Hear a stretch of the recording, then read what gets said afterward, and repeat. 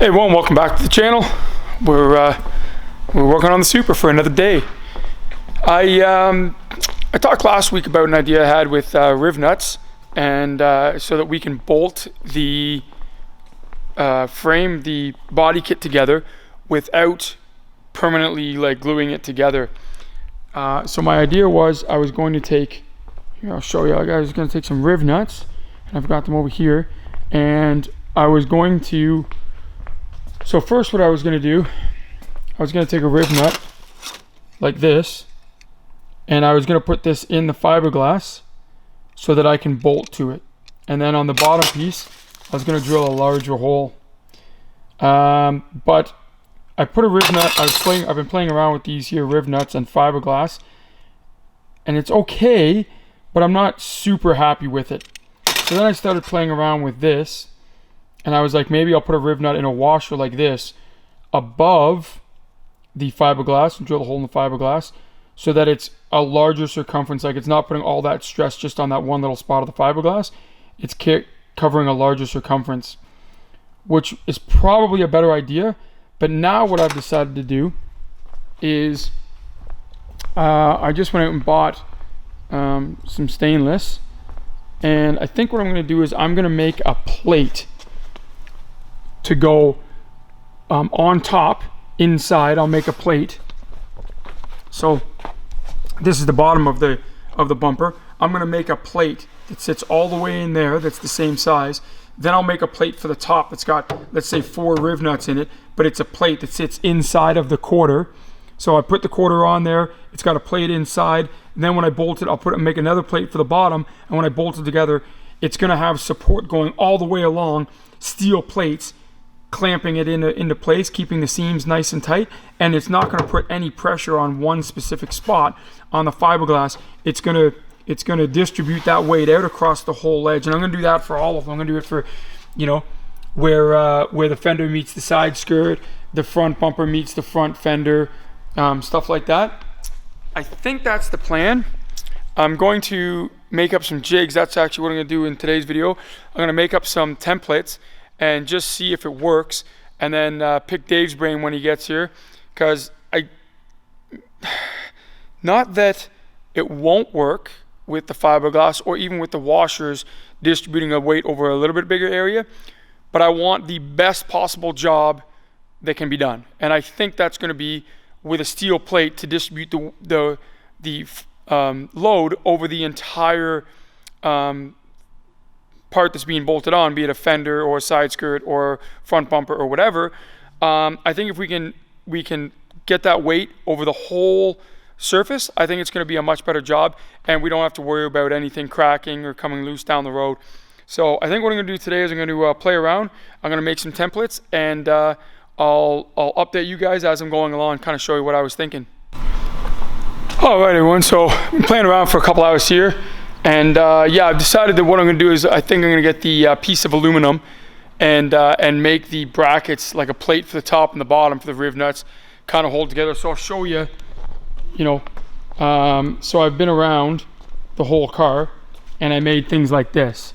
So this one here goes inside, right? You can see it tucks way in there, and it goes all the way, it's got that corner, it goes all the way over into the corner. It's not filled with fiberglass. And what I'll do is I'm going to put one on top, so there'll be one on the quarter. This one here goes on the quarter panel, and then I'll put riv nuts in this and lay it down, and then drill holes in here to correspond with this one here, and then I'll put the bolts and the washers underneath of that. That way we've got a steel plate that's holding up the entire surface of all of them. So there's 2 for there.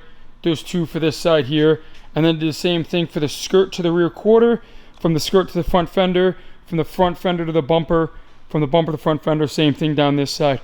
So I think that this is just going to be an easier way of doing it than putting the riv nuts straight in the fiberglass, because I was playing around with it and it didn't seem very strong. So I came up with this idea here.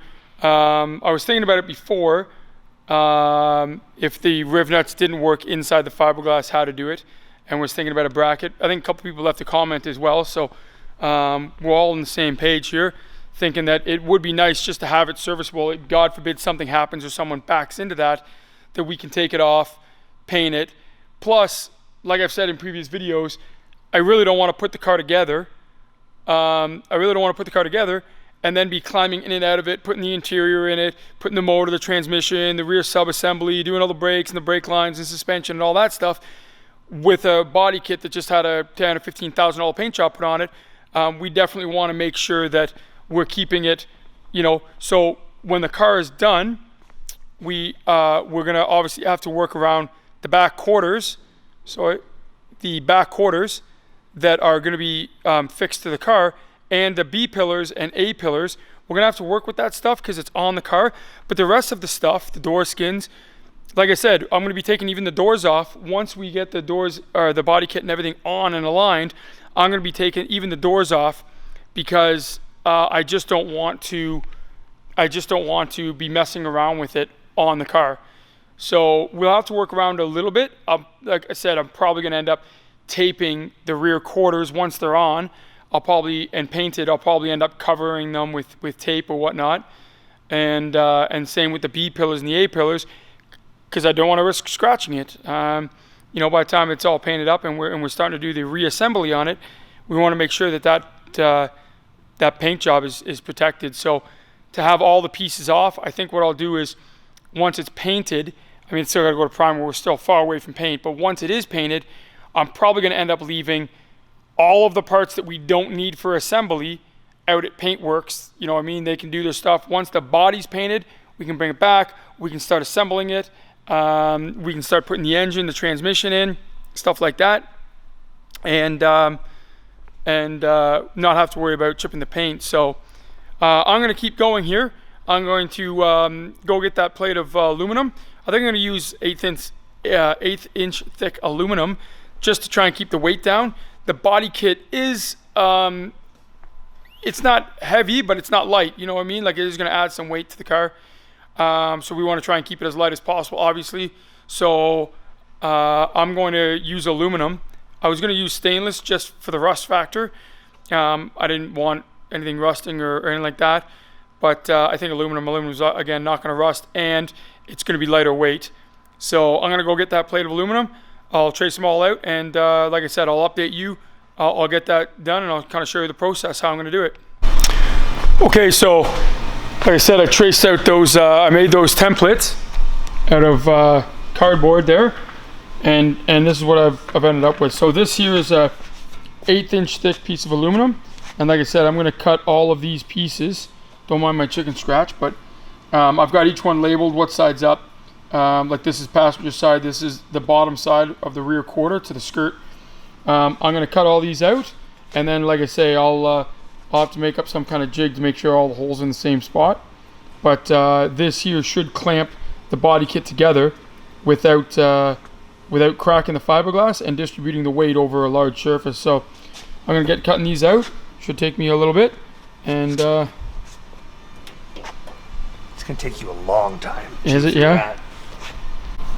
Well, we're back out of here. I've been cutting the aluminum here for a while now. I'm not gonna lie to you, it is the absolute worst job that I've done in this car so far. It is junk trying to cut through aluminum. I've tried aluminum discs, I've tried nibblers, I've tried a little bit of everything, and it sucks. So I'm probably gonna go buy a new bandsaw tomorrow just because it's not worth my headache to do a job without the right tool. This is just getting frustrating to the point where I just want to throw these pieces out because it's just getting aggravating. But this is it. Like I said, I've cut a bunch of them, right? I still need to go along the edges. There's still some that I haven't cut off the back.